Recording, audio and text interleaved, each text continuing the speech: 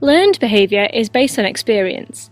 It is acquired only through observation, so it wouldn't be present in animals raised alone, without others of their species to observe, and it isn't coded in DNA. Individuals learn a behaviour if they have previously gained a benefit from the behaviour, and a learned behaviour can be improved and refined through practice. When you hear the school bell ring and you go to your lesson, you are performing a learned behaviour.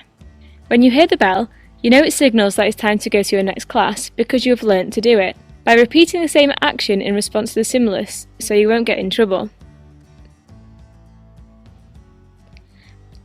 Learned behaviour is different throughout the population and is affected by the environment. For example, a dolphin can learn to perform and jump through a hoop. This behaviour has been affected by the dolphin's environment. It is being taught by a trainer, and it knows that if it jumps through the hoop, it will receive a reward. A wild dolphin wouldn't necessarily know to jump through a hoop if presented with one. Learned behaviour has 5 characteristics. It is non-inheritable, so it isn't passed on from previous generations. It is only acquired through observation or experience. 2. It is not intrinsic, so absent in animals raised in isolation from others. 3. It is permutable. This means that the pattern or sequence may change, the order of things might swap around. 4.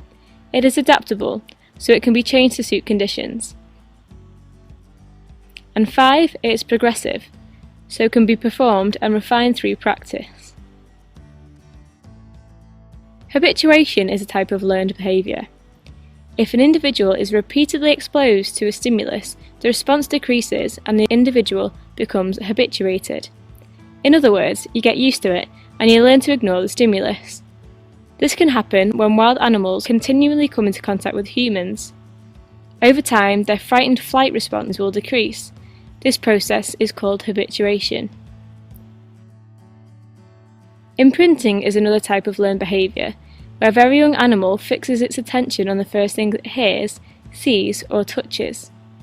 The animal then follows the object around, which is usually its parent. So, to recap, learned behaviour is not inherited. It is not intrinsic, so wouldn't be present in animals raised in isolation. It may change over time, and adapt or improve, and sequences might change. Learned behaviour is learned from other individuals, the opposite of innate behaviour.